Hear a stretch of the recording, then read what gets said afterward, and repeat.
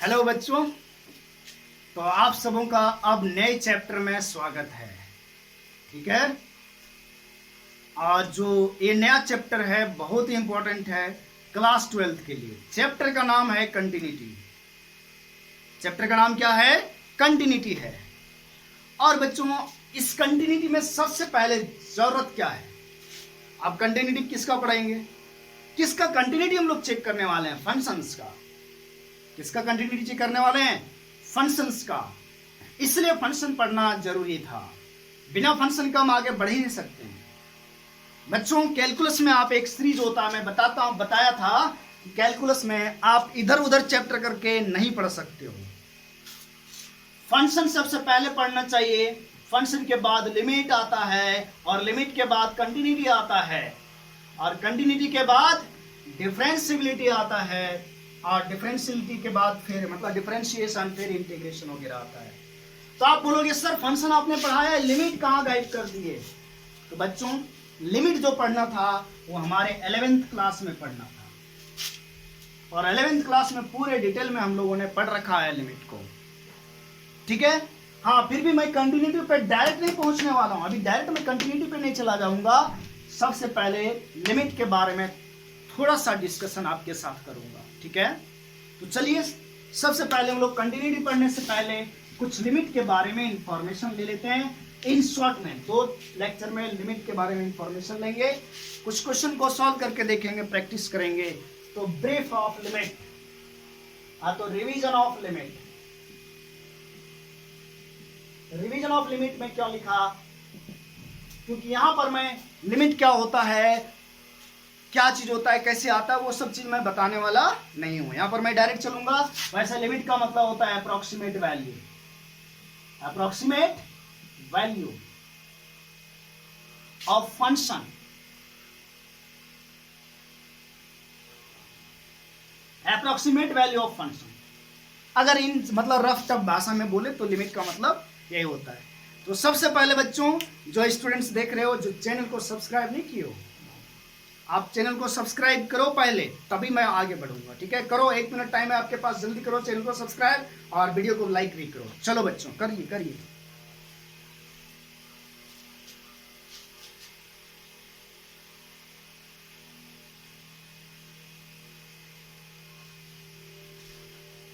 हाँ बच्चों, इतने देर में तो आपका चैनल सब्सक्राइब हो गया होगा। चलिए ठीक है, आगे बढ़ते हैं हम लोग। लिमिट का मतलब क्या होता है? Approximate value.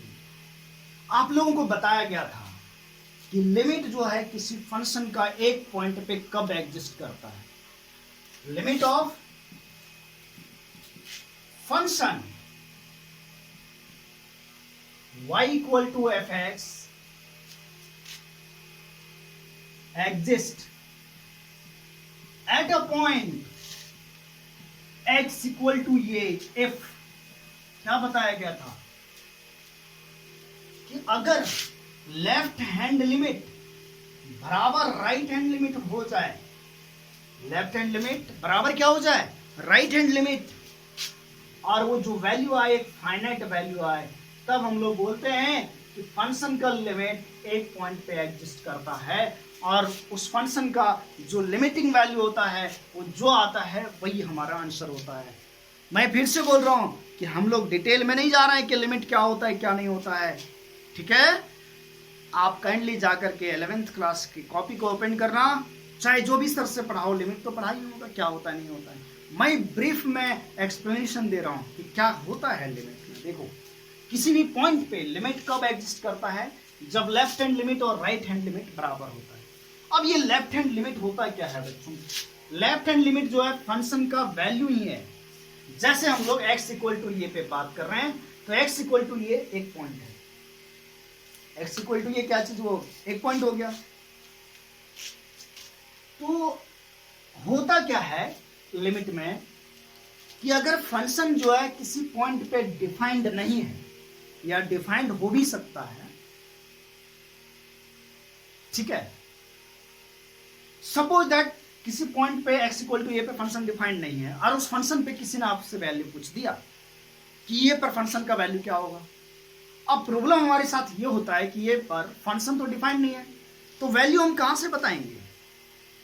तो हम लोग क्या करते हैं ना, अप्रोक्सीमेट वैल्यू बता देते हैं, मतलब एक लिमिटिंग वैल्यू बता देते हैं जो लगभग वहीं पर है। यानी कहने का मतलब x इक्वल टू ये पर हम लोग को लिमिट फंक्शन का वैल्यू पूछा, तो अगर हम लोग देखते हैं ये के जस्ट बाद, ये के जस्ट बाद, जैसे यहाँ ए के जस्ट बाद को हम लोग रिप्रेजेंट करते हैं ये प्लस से। अगर ये प्लस पे जो वैल्यू आया फंक्शन का, अगर वो ये माइनस यानी ये के जस्ट पहले वो जो वैल्यू आ रहा है, अगर वो दोनों इक्वल हो गया तो हम लोग वही बोल देते हैं कि उस फंक्शन का वैल्यू ये पर भी वही होगा, और इसी को हम लोग लिमिट बोलते हैं, जैसा कि आप लोग पता है। अब बोलोगे सर ये प्लस का मतलब क्या हुआ, जैसा 2 प्लस, एक एग्जांपल लेता हूँ। 2 प्लस का मतलब हुआ बच्चा 2.00000, जितना जीरो लिखना है लास्ट में 1 लिख देना भाई। 2 प्लस का मतलब ये हुआ। और 2 माइनस का मतलब क्या समझे, 2 माइनस का मतलब हुआ 1.99999999, जितना लिखना लिखो। तो ये 2 माइनस का मतलब हुआ। 2 प्लस का मतलब 2 से जस्ट बड़ा, और जस्ट बड़ा, जस्ट मतलब समझ रहे हो ना, जस्ट मतलब जस्ट बड़ा है ना, इस टाइप का। और 2 माइनस का मतलब 2 के ऊपर माइनस लिखा है, मतलब जस्ट छोटा। अगर किसी फंक्शन का वैल्यू f2 प्लस पे बराबर f2 माइनस हो, तो हम लोग क्या बोल देते हैं कि उस फंक्शन का लिमिटिंग वैल्यू जो भी आया, मान लो l आया, तो वही हमारा l आंसर हो जाता है। तो ये लिमिट जो है किसी फंक्शन का x इक्वल टू a पर तभी एग्जिस्ट करता है अगर फंक्शन का वैल्यू a प्लस पे और a माइनस पे इक्वल होगा। a प्लस पे फंक्शन का वैल्यू मतलब लेफ्ट राइट हैंड लिमिट, मतलब राइट हैंड लिमिट, मतलब फंक्शन का लिमिटिंग वैल्यू कहाँ, ये के राइट साइड में, जस्ट राइट साइड में। और LHS का मतलब क्या हुआ, फंक्शन का value at x equal to ये पर नहीं, ये के जस्ट पहले। तो इसको हम लोग इसलिए लेफ्ट हैंड लिमिट को हम लोग ऐसे भी लिखते हैं f ये माइनस, यानी कहने का मतलब फंक्शन का ही वैल्यू ये माइनस पर। RHL को हम लोग ऐसे भी लिखते हैं f ये प्लस, और ये किसके इक्वल आना चाहिए, फाइनाइट के इक्वल। क्या बच्चों ये समझ में आया? अब ये प्लस को हम लोग एक तरह से और रिप्रेजेंट करते हैं। लिमिट को कैसे रिप्रेजेंट किया जाता है, LT से लिखते हैं ना। यहां x टेंड्स टू ये माइनस, x टेंड्स टू ये माइनस, और लिखेंगे fx। f ये प्लस मतलब लिमिट x टेंड्स टू ये प्लस fx, और ये वैल्यू क्या आना चाहिए, फाइनाइट आना चाहिए। वैल्यू क्या आना चाहिए, फाइनाइट आना चाहिए। और बच्चों और देखो, और इसको और तरीके से लिखते हैं, इसको और बढ़िया से लिख सकते हैं। देखो कैसे, आप लोग को पहले से पता है, मैं ये मान के चल रहा हूं कि आप लोग लिमिट 11th क्लास में पढ़े हो, और जो बच्चे नहीं भी पढ़े हो वो भी आप सीखो कि ऐसे ऐसे लिखा जाता है इसको। अगर हम लोग ये माइनस लिखा है, ये माइनस को बच्चों अपन लिख सकते हैं ये माइनस h, और ये प्लस मतलब a plus h। What is h? अरे बच्चों h जो है ना बहुत बहुत छोटा पॉजिटिव नंबर है, बहुत बहुत छोटा पॉजिटिव नंबर, मतलब 0 0 जितना लगाना लगा दो 1। लेकिन हम लोग अपने सुविधा अनुसार इसको लगभग h का वैल्यू 0.01 लिख लिया करते हैं अगर यूज करना होता है। मतलब h जो है ना वेरी स्मॉल पॉजिटिव नंबर है, सिंपल सी बात आप ये समझो, ठीक है। तो अगर हम ये के जगह ये माइनस h लिख दें, मतलब x को रिप्लेस कर दें ये माइनस h से, तो ये लिमिट जो है ना h के फॉर्म में h टेंड्स टू 0, x को रिप्लेस कर दो किससे, ये माइनस h से। यहाँ अगर हम x को इसमें ये माइनस h से रिप्लेस करें तो बन जाएगा h टेंड्स टू 0, x के जगह पर ये minus h equal to limit, यहाँ पर जो है इस x को अगर हम ये प्लस h से रिप्लेस करें, ये प्लस h से रिप्लेस करें, तो बच्चों ये जो बन जाएगा limit h tends to 0 function f ये प्लस h, और ये वैल्यू आता है फाइनाइट। अगर ऐसा होता है तो हम लोग बोलते हैं कि फंक्शन जो है, फंक्शन का limit x equal to a पर एग्जिस्ट करता है। और डियर स्टूडेंट्स 11th क्लास की बात याद होगी कि अगर हम लोग को लिमिट निकालना है पीस वाइज फंक्शन का, तो उस केस में LHL और RHL जरूर निकालना होता है। और इस फॉर्मूला का हम लोग यूज करते हैं, यूज LHL तो always find left hand limit and right hand limit, ठीक है, for the function, for the in the question of, ऐसे लिखते हैं, in the question of piecewise function. Piecewise function हम लोग हमेशा LHL और RHL, अगर लिमिट पढ़ा होगा आप लोगों ने तो याद होगा कि अगर पीसवाइज फंक्शन है तो उसमें नेसेसरी है LHL और RHL निकालने। डायरेक्ट मेथड जो होता है लिमिट सॉल्व करने का वो चीज नहीं लगाएंगे। तो अब ये पीसवाइज फंक्शन क्या होता है बच्चों, जैसे कि मॉडुलस फंक्शन,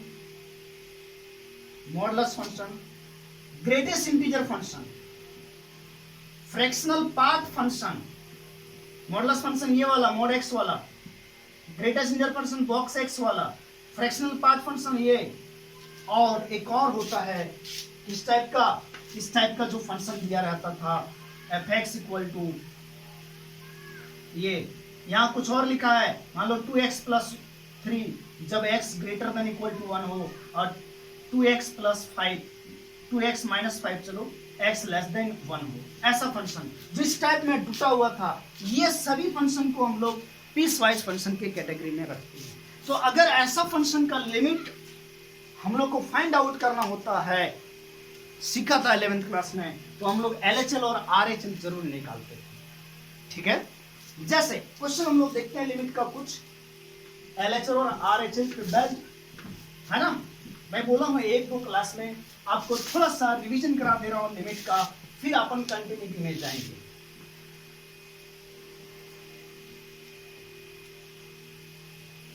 जैसे बच्चों किसी ने हमको क्वेश्चन दिया लिमिट x टेंड्स टू 3, यहां ग्रेटेस्ट इंटीजर ऑफ x लिख दिया, ये क्वेश्चन है, limit x tends to 3 greatest integer of x, इस फंक्शन का हम लोग को लिमिट निकालना है, ठीक है। तो डायरेक्ट ऐसा मत करना, ये करना गलत है जो मैं इधर कर रहा हूं। देखो कुछ लोग क्या करेंगे, जिनको पता नहीं है वो क्या करते हैं, x का वैल्यू अगर आप यहाँ डायरेक्ट 3 रखते हो तो ग्रेटेस्ट इंटीजर ऑफ 3 कितना होता है 3।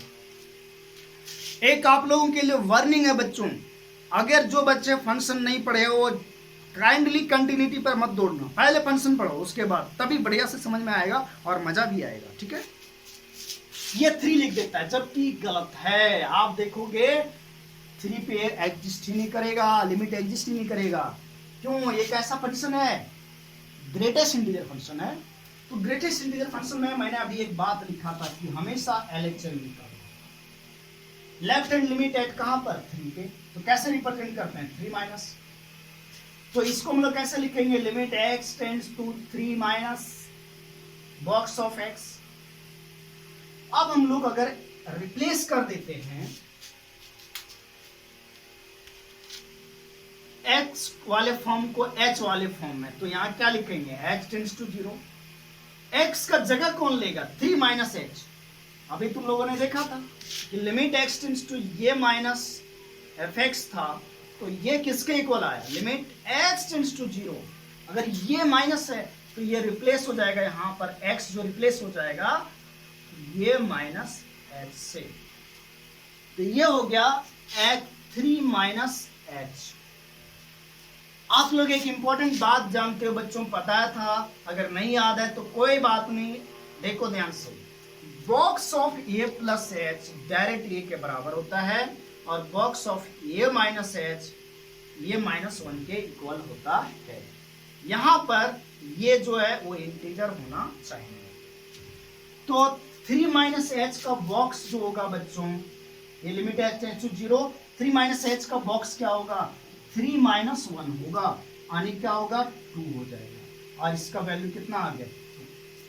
तो LHL जो हमारा आया वो 2 आ गया।